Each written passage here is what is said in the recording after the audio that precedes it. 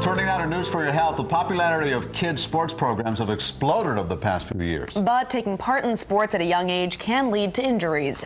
CBS 4's Cynthia Demas tells us what parents and coaches should be doing so their kids don't get hurt.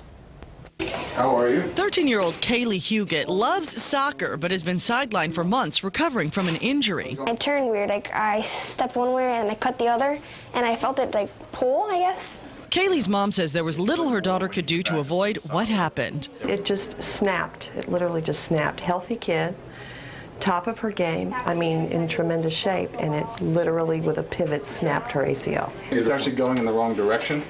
It should be attached over here. Orthopedic surgeon Dr. Jonathan Hersch says injuries among America's youth are on the rise. I think you're starting to see the ages drop, let's say an ACL tear, and now we're seeing them in 10-year-olds, 12-year-olds, because they're playing a lot more sports. There are three types of injuries: acute, overuse, and re-injuries. While he encourages participation, Dr. Hersch warns parents and coaches that they must make sure their young athletes are following certain guidelines.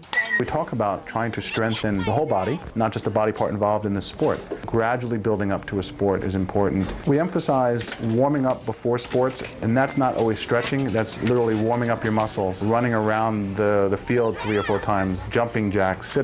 Other ways to avoid injuries include wearing the appropriate gear, such as the right kind of shoes, and most importantly, making sure your child is matched to the sport according to skill level, size, physical, and emotional maturity.